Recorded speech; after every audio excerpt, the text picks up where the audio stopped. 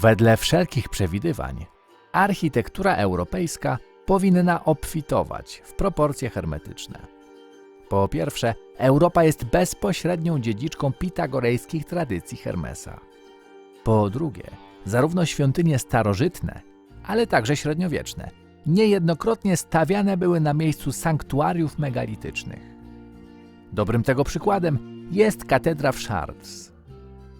Jednak podobnie jak w przypadku architektury hinduskiej, brak pomiarów magnetycznych i geologicznych tych miejsc utrudnia rzetelne opracowanie podjętego w tej pracy tematu.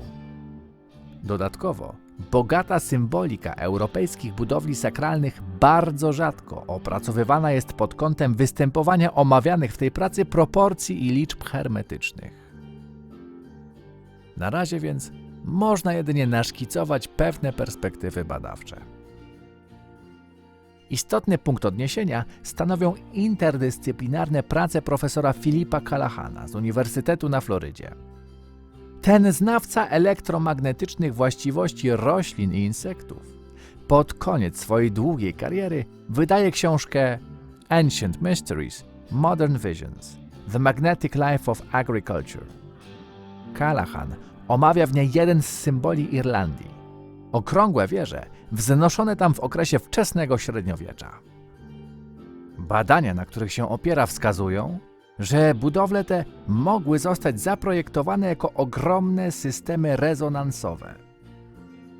Ich celem mogło być oddziaływanie z metrowymi falami energii magnetycznej i elektromagnetycznej pochodzącej z gleby i atmosfery.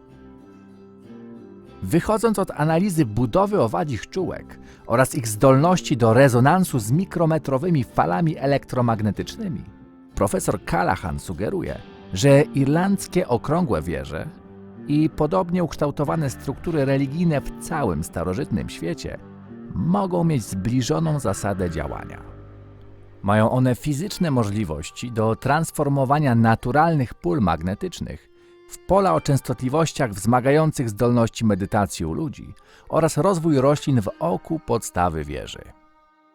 Budowle te mogły tak funkcjonować ze względu na swoją powtarzalną w całym regionie formę i proporcje, ale także ze względu na zastosowane materiały konstrukcyjne oraz budowę na konkretnym rodzaju ziem.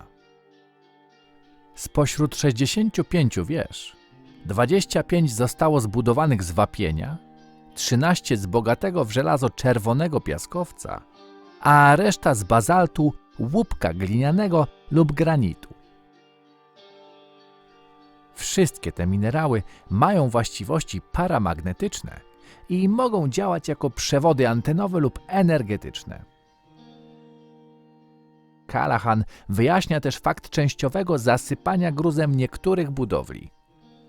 Miałoby to służyć jako sposób na dostrojenie wieży, aby bardziej precyzyjnie rezonowała z wybranymi częstotliwościami atmosferycznymi.